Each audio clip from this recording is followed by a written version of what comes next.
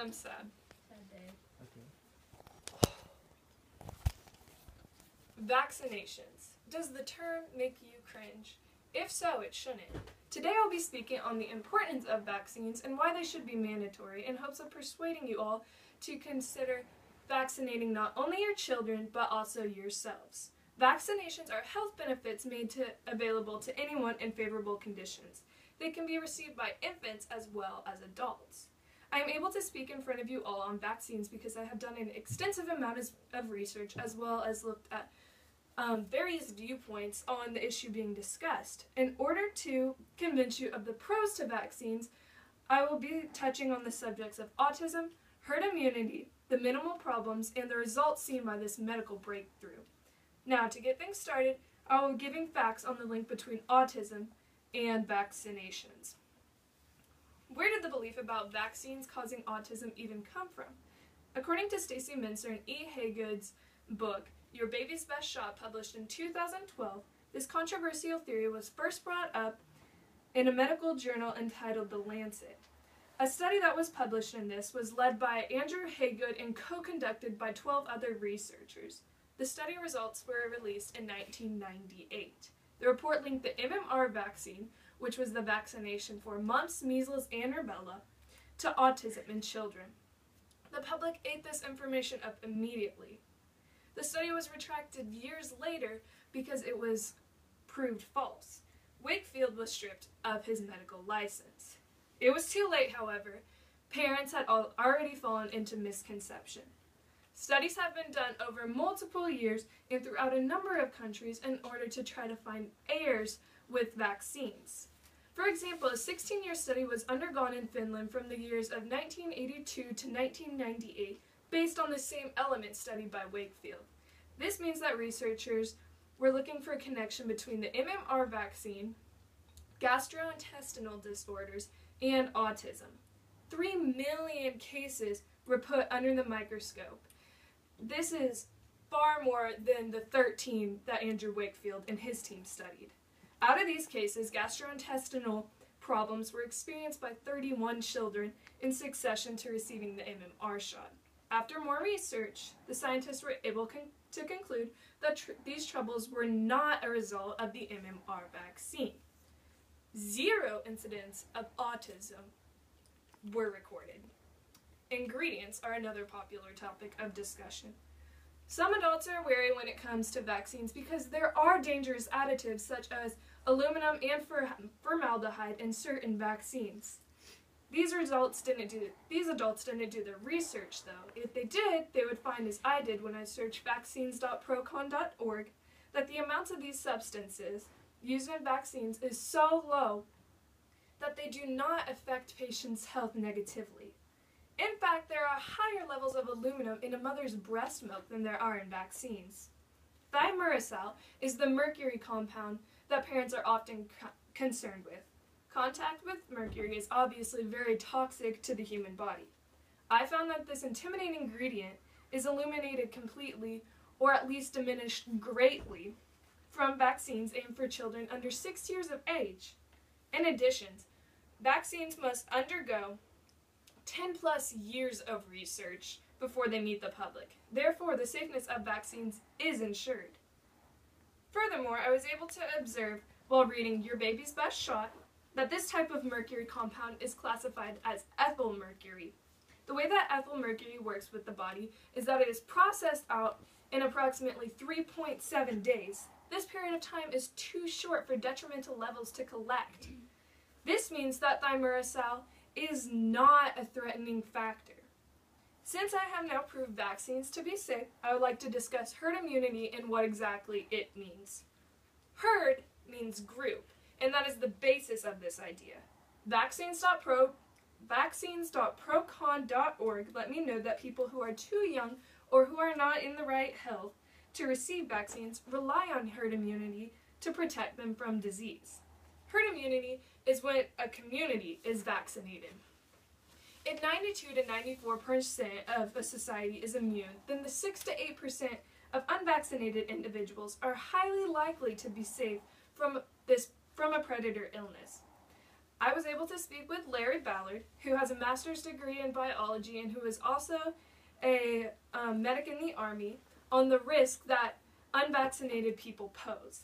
Ballard is a former teacher of mine and is a very intelligent and credible source of information. Ballard briefly explained the early development of vaccines as well as the idea of herd immunity to me, and then shared a thought that he is passionate about. He stated that he is aggravated by people who refuse to have their children or themselves vaccinated because it affects his grandchildren and his children.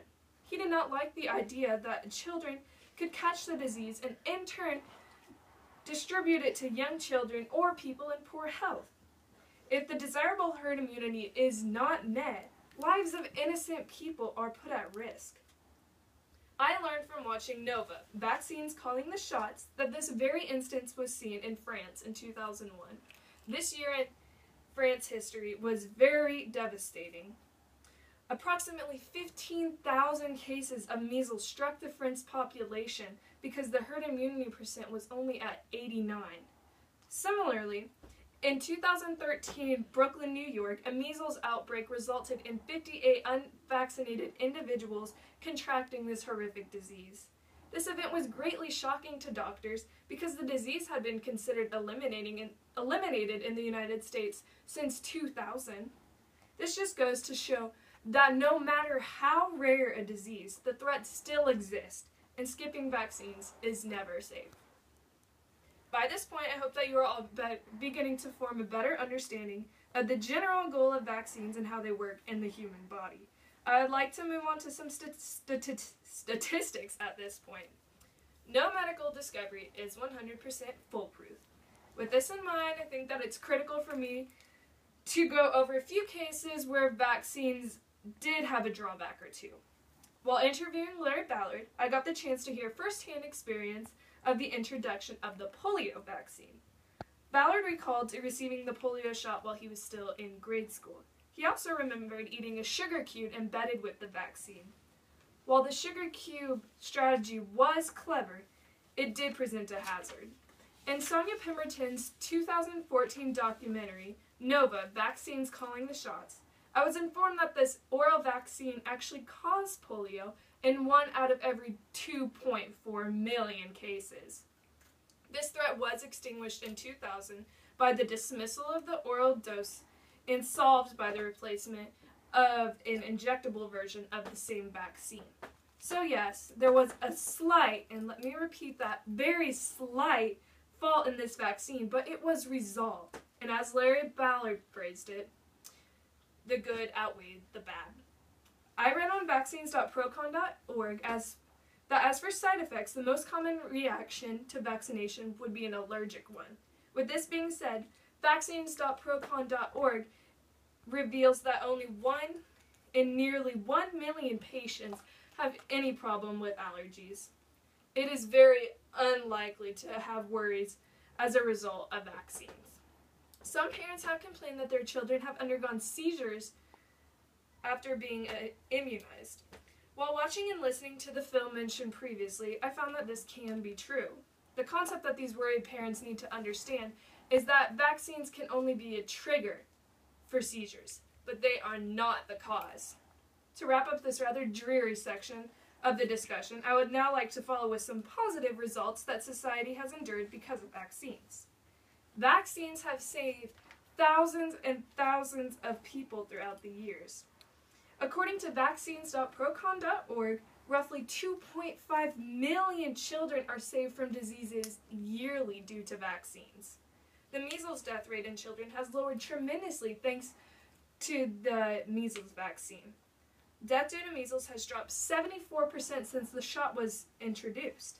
In the early 1900s, around 29,000 smallpox-related deaths were reported yearly. Once a smallpox vaccine was released, the disease was eradicated in no time. The last smallpox case was seen in 1977. Polio was another proud mortality contender in the 1900s. The polio vaccine had such impressive results, though, that in 2014, there was only a lowly number of 500 cases seen globally. Other diseases such as measles and mumps have decreased by 99% since their highs in the 20th century. While 48 out of 50 states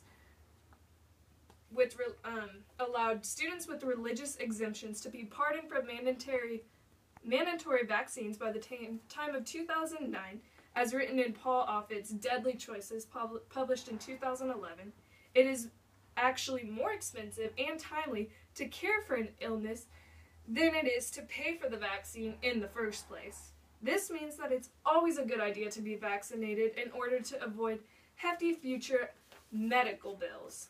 Better safe than sorry. Overall, vaccines are a lot safer option than betting all of your money on good luck and good favor. To conclude, I would like to remind each of you of what I have explained today. I have spoken with you all on autism and how it does not relate to vaccines in any way, the concept of herd immunity and what it means to you, the few times that vaccines have stirred any real concern, and the statistical welfare of vaccinations. I hope that this speech made every one of you realize that vaccines are not dangerous and that they are vital to good health. I wish that each of you will use this knowledge to your benefit. So next time you hear a ridiculous statement in regards to vaccinations, ask yourself, could this in any way make any actual sense? And look at the facts. Thank you. Don't just shit himself.